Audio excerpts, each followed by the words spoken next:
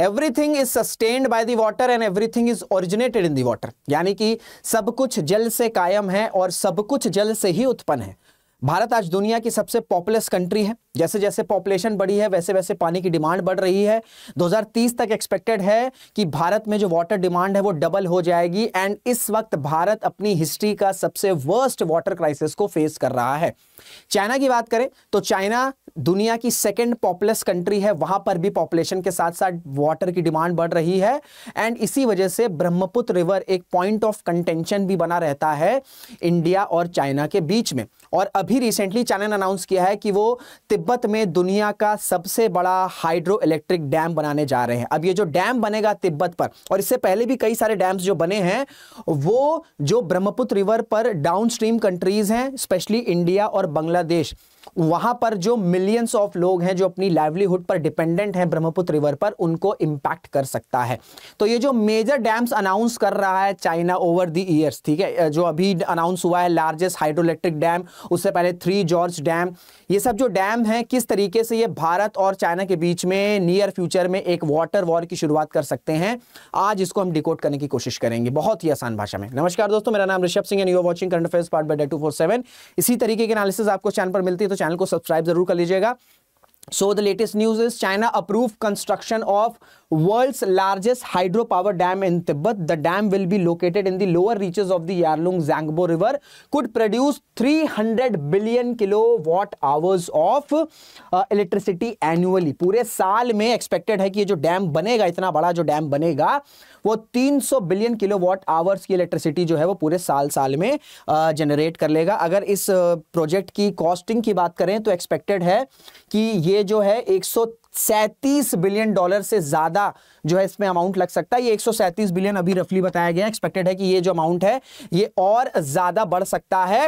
And इसका impact क्या होगा कि जो वाटर फ्लो है जो डाउन स्ट्रीम है ब्रह्मपुत्र रिवर की, मैं आपको मैप के थ्रू बताऊंगा, वो इंपैक्ट कर सकता है, जिससे एक रीजनल इंस्टेबिलिटी आ सकती है एंड जियोपॉलिटिकल टाइज भी हैम्पर हो सकते हैं between China and India. So China has approved the construction of what will be the world's largest hydropower dam, kicking off an ambitious project on the eastern rim of the Tibetan Plateau that could affect millions downstream in India and Bangladesh। अब थोड़ा सा मैं आपको बता चुका हूं कि 300 billion kilowatt hours जो है रिन्यूएबल एनर्जी ये प्रोड्यूस किया जाएगा, क्योंकि देखिए ये जो प्रोजेक्ट अनाउंस किया गया है, ये जो 300 billion kilowatt hours renewable energy produce होगी, ये चाइना का एम्बिशियस टारगेट जो है कि 2060 तक उसे carbon emissions net zero target achieve करना है, उसके साथ ये लाइन करता है।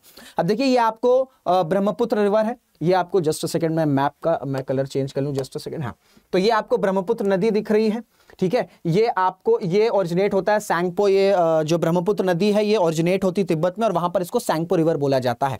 तो यहां पर ब्रह्मपुत्र रिवर पर क्या कर रहा है कि जो चाइना है, क्योंकि चाइना अपर स्ट्रीम पर पड़ता है, ठीक है, चाइना जो है यहां इन अपर स्ट्रीम्स, ये जो अपर स्ट्रीम है यहां पर डैम कंस्ट्रक्ट कर रहा है। तो अगर ये जो डैम्स कंस्ट्रक्ट हो रहे हैं तो इससे क्या होता है, ये जो डाउनस्ट्रीम नदियां, ये जो डाउनस्ट्रीम है ब्रह्मपुत्र रिवर की, जो कि आपका बांग्लादेश, ठीक है, और भारत समेत सभी रीजन्स पर ये यहां से पानी आता है, ये इंपैक्ट कर जाएगा। क्योंकि जो अगर डैम प्रोड्यूस हो रहा है, जो डैम बनाए जा रहे हैं, तो जो अपर स्ट्रीम्स हैं, वो जो पानी है वो सारा का सारा डैम की तरफ डाइवर्ट होगा। तो इससे क्या होगा कि जो डाउन स्ट्रीम है वहां पर पानी का वॉल्यूम कम आएगा। जब पानी का वॉल्यूम कम आएगा तो जो मिलियंस ऑफ लोग अपनी लाइवलीहुड के लिए डिपेंड करते हैं ब्रह्मपुत्र नदी पर, आपका फिशरीज हो गया, आपका एग्रीकल्चर हो गया, वो पूरा का पूरा इंपैक्ट कर सकता है।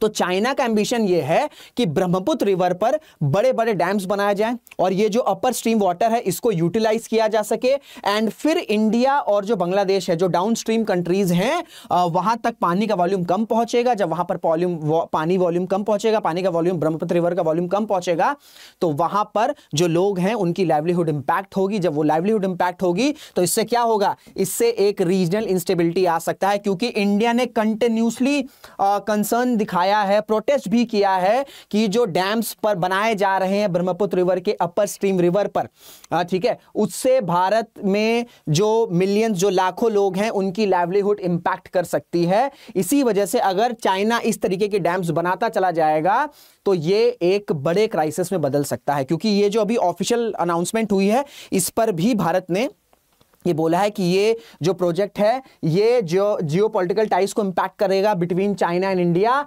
एंड कल को रीजनल इंस्टेबिलिटी भी हैम्पर कर सकता है।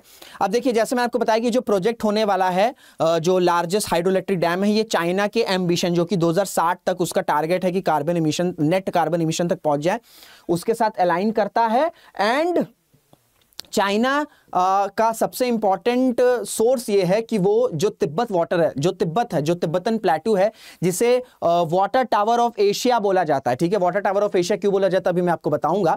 वाटर टावर ऑफ एशिया जो बोला जाता है, इसमें यूटिलाइज किया जा सके, क्योंकि यहां पर आपको फ्रेश वाटर्स देखने को मिलेंगे, यहां पर आपको ग्लेशियर्स देखने को मिलेंगे। अब जब ग्लेशियर्स हैं तो उससे ग्राउंड वाटर भी रिस्टोर होता रहता है, तो अबंडेंस ऑफ वाटर है यहां पर। ठीक है, इसको यूटिलाइज करना चाहता है सो दैट चाइना जो है अपनी इकोनॉमिक ग्रोथ को बढ़ाया जा सके और साथ ही साथ अपने रिन्यूएबल एनर्जी के टारगेट्स को भी अचीव कर सके।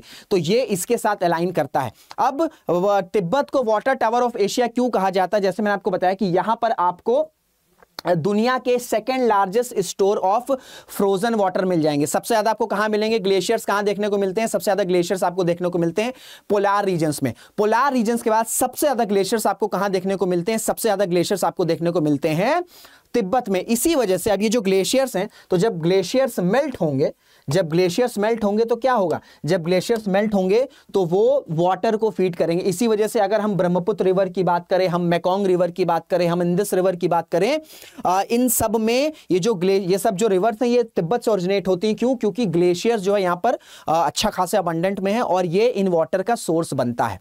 प्लस जब ये ग्लेशियर्स हैं, जब ये मेल्ट होंगे तो ये क्या करते हैं, ये अंडरग्राउंड वाटर, जो अंडरग्राउंड वाटर है, इनको भी रिप्लेस करते रहते हैं, क्योंकि कंटिन्यूसली जो ग्लेशियर्स है वो मेल्ट हो रहे हैं और वो अंडरग्राउंड वाटर को जनरेट कर रहे हैं, रीजनरेट कर रहे हैं। तो इस वजह से तिब्बत जो है उसको वाटर टावर ऑफ एशिया बोला जाता है। एंड चाइना की एक सोच रही है, एक प्लान रहा है कि जो भी क्राइसिस आ रहा है इकोनॉमी से लेके रिन्यूएबल एनर्जी से लेकर, वो चाइना जो है चाहता है कि तिब्बतन प्लेटू में जो इतने रिसोर्सेज हैं वहां पर डैम्स बनाए जाएं, बड़े बड़े डैम्स बनाए जाएं, सो दैट जो चाइना है वो अपनी इकोनॉमी ग्रोथ और रिन्यूएबल एनर्जी के टारगेट्स को अचीव कर सके।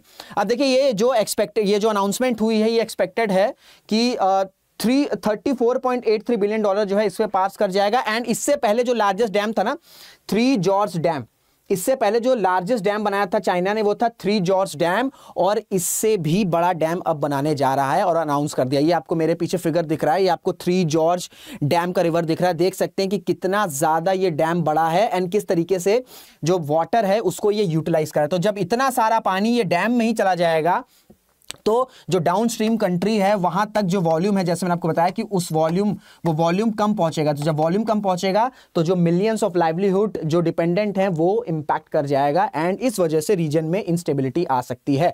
अब देखिए, आपको 20 जनवरी 2021 का टाइटल देखने को मिल जाएगा। 2021 का ये प्रिंट आउट है, न्यूज हेडलाइन है कि China attempts to set up dam on Brahmaputra will be encroachment on rights of India. Government ने ऐसे कहा था। Fear of reduce water flow impacting agriculture, fisheries and water security downstream. जैसे मैंने आपसे बताया कि डाउनस्ट्रीम जो कंट्रीज है उन पर जो है वो इंपैक्ट करेगा।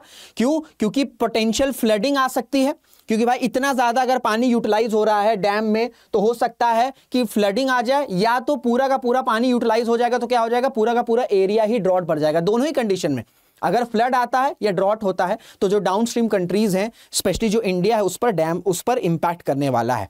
तो ये जो मेगा डैम्स चाइना बना रहा है, जैसे अभी जो अनाउंसमेंट हुई है, इससे पहले जो मैंने आपको 3 जॉर्ज डैम बताए हैं, ये क्या करेगा, ये चाइना और इंडिया के बीच में एक वाटर वॉर की शुरुआत कर सकता है। अब देखिए, आपको लग रहा होगा सिर्फ वाटर स्कैरसिटी की वजह से क्या वॉर हो सकती है या बहुत बड़ा क्राइसिस हो सकता है। देखिए, सिर्फ वाटर स्कैरसिटी से तो नहीं हो सकता है, कुछ और कंडीशंस होती हैं, जैसे अपस्ट्रीम डाउनस्ट्रीम पोजीशनिंग हो गया कि भाई अपस्ट्रीम डाउनस्ट्रीम जो कंट्रीज हैं, अपस्ट्रीम पे कितना पानी जा रहा है, जो अपस्ट्रीम कंट्रीज है जैसे चाइना उसको कितना पानी मिल रहा है, जो डाउनस्ट्रीम कंट्रीज है जैसे इंडिया उनके बीच में उनको कितना पानी मिल रहा है। सोवर्निटी लिंकेजेस, ठीक है, सोवर्निटी पर भी इशू है, एंड पॉलिटिकल इंस्टेबिलिटी। ये 3 जो फैक्टर्स हैं, इससे तो क्राइसिस आ सकता है। एंड अनफॉर्चुनेटली जो ब्रह्मपुत्र है उसमें ये तीनों ही एंगल फिट होते हैं। अपस्ट्रीम डाउनस्ट्रीम पोजीशनिंग को लेकर इशू चलता है, चाइना और इंडिया के बीच में, सोवरेनिटी लिंकेजेस को लेकर चलता है, ठीक है, सोवरेनिटी लिंकेजेस को लेकर चलता है, और पॉलिटिकल इंस्टेबिलिटी भी ये कर सकता है। जैसे मैंने आपसे बताया कि अगर इसी तरीके के डैम बनाता जाएगा चाइना तो कल को नियर फ्यूचर में कॉन्फ्लिक्ट हो सकता है। और चाइना का ये आइडिया है और चाइना का ये भी प्लान है कि वो अपनी इकोनॉमिक ग्रोथ और रिन्यूएबल एनर्जी, जैसे मैंने आपको बताया कि इसको जो है वो बूस्ट करना चाहता है। तिब्बत में जो ग्लेशियर और फ्रेश वाटर जो ये सब अवेलेबल है, एंड साथ ही साथ चाइना का अगर आप मैप देखोगे तो वहां पर आप पाओगे कि जो सदर्न रीजन है, जो सदर्न रीजन है चाइना का, वहां पर पानी ज्यादा है, वहां पर पानी ज्यादा है।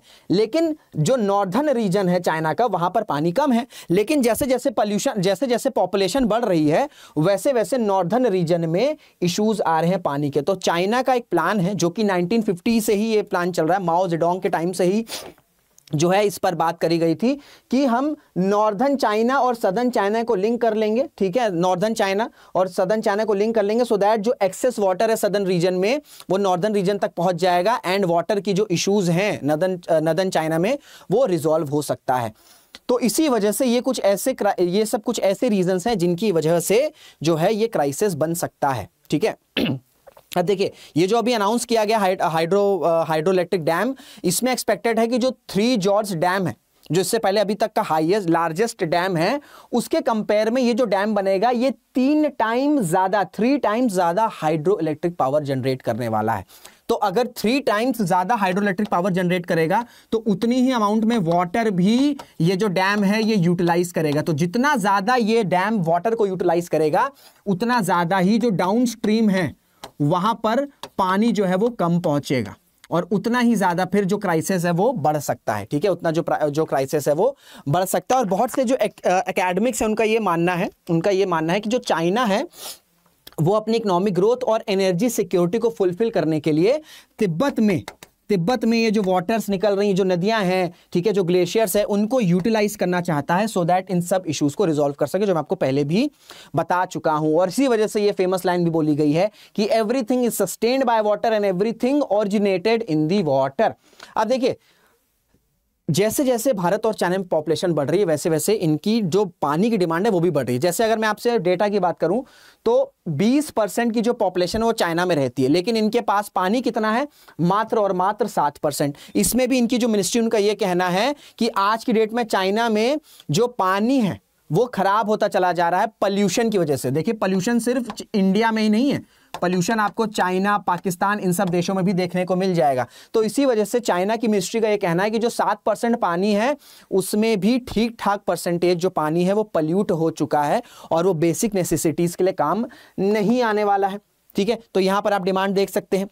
अब अगर हम भारत की बात करें तो साल 2018 में एक रिपोर्ट आई थी, composite water management index report, जिसको national institute for transforming India ने स्टार्ट किया था, जहां पर यह बताया है कि भारत में, ठीक है, अब ये 2018 की रिपोर्ट है तो ये नंबर और बढ़ेगा, 18% जो है वर्ल्ड पॉपुलेशन भारत में रहती है, एंड पानी कितना है हमारे पास, पानी सिर्फ और सिर्फ 4% है, ठीक है, 4% है। फिर अगर हम चले, इंटरकनेक्टेड डिजास्टर रिस्क रिपोर्ट साल 2023 में आया था, और इसमें यह बताया गया है कि 2030 आते आते भारत में जो पानी की डिमांड है वो डबल हो जाएगी, ठीक है, वो डबल हो जाएगी। एंड साल 2022 में याले यूनिवर्सिटी ने एक इंडेक्स निकाला था, अनसेफ ड्रिंकिंग वाटर इंडेक्स, जिसमें भारत की रैंक 141 रखी गई थी 180 कंट्रीज में।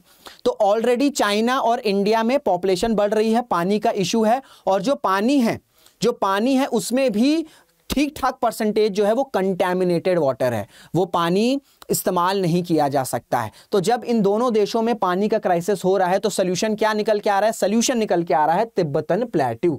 क्यों? क्योंकि भैया यहां पर आपको ग्लेशियर्स देखने को मिलेंगे, यहां पर आपको मेजर इंपॉर्टेंट जो नदियां हैं उनका सोर्स ये है, और यहां पर ग्लेशियर है तो ग्लेशियर मेल्ट होते हैं, तो इस वजह से जो ग्राउंड वाटर है यहां पर इसकी भी कोई प्रॉब्लम नहीं होती है। जैसे मैं आपसे बात करूं, इंदस हो गया, ब्रह्मपुत्र रिवर हो गया, साल्वीन हो गया जो कि आपका चाइना, म्यांमार और थाईलैंड के बीच में बहती है, फिर आपका मेकोंग हो गया, सतलज हो गया, ये कुछ ऐसी नदियां हैं जिनका ओरिजिनेशन जो है वो तिब्बत से होता है।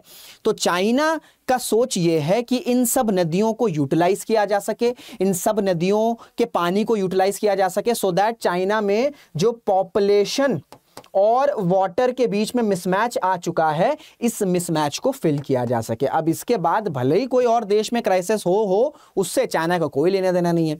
तो अगर चाइना इस तरीके के डैम्स बनाता जाएगा तो सिर्फ भारत और चाइना के साथ ही रिलेशंस नहीं खराब होंगे। आप देख सकते हैं कि इसमें कितनी कंट्रीज इन्वॉल्व है, म्यांमार भी इन्वॉल्व है, थाईलैंड भी इन्वॉल्व है, ठीक है, पाकिस्तान, चलो पाकिस्तान को हम निगलेक्ट कर देते हैं, लाओस इन्वॉल्व है, थाईलैंड इन्वॉल्व है। तो ऐसे में इंडिया, चाइना समेत जो दूसरे साउथ ईस्ट एशियन रीजन्स हैं उनके साथ भी नियर फ्यूचर में क्राइसिस बढ़ सकता है।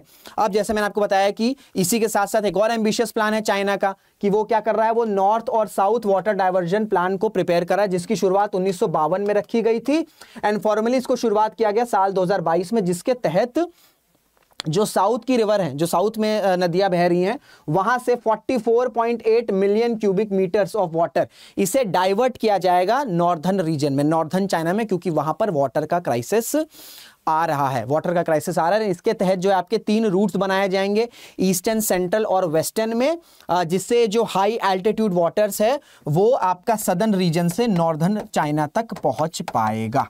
तो आप देख रहे हो कि अगर इस तरीके के डैम्स चाइना बनाता रहेगा तो पूरे के पूरे रीजन में एक क्राइसिस आ सकता है एंड कल को शायद LAC पर मिलिट्री वॉरफेयर में चीजें रिजॉल्व भी हो जाए, लेकिन पानी को लेकर अगर क्राइसिस शुरू हो जाएगा, क्योंकि इसमें लाखों जो पॉपुलेशन है वो इन्वॉल्व होगी, तो ये नियर फ्यूचर में जाके ट्रिगर कर सकता है। तो इसी वजह से चाइना ये जो डैम्स बनाता है इस पर कंटिन्यूसली प्रोटेस्ट करता है भारत, और इसी वजह से भारत भी कई सारे जो प्रोजेक्ट्स हैं, कई सारे जो डैम्स हैं वो ब्रह्मपुत्र रिवर पर बना रहा है या बनाने की प्लानिंग चल रही है। तो ये एक बड़ा इंपॉर्टेंट मुद्दा है इंडिया और चाइना के बीच में, जो कि कल को वाटर वॉर को एक्सकेलेट कर सकता है। तो ये थी पूरी एनालिसिस इस वीडियो की, इस न्यूज़ की, इस टॉपिक की। आई होप आपको सारी चीजें क्लियर हो गई होंगी। कोई डाउट रहेगा तो अपने डाउट्स आप कमेंट बॉक्स में पूछ सकते हैं। तो अगर वीडियो अच्छी लगी उसे लाइक जरूर करेगा, शेयर जरूर करेगा, कमेंट जरूर करेगा। चैनल को अगर सब्सक्राइब नहीं किया तो चैनल को सब्सक्राइब भी जरूर कर लीजिएगा। तो इसी के साथ इस वीडियो को एंड करते हैं, मुलाकात करेंगे आपसे अगले वीडियो में। जय हिंद, जय भारत।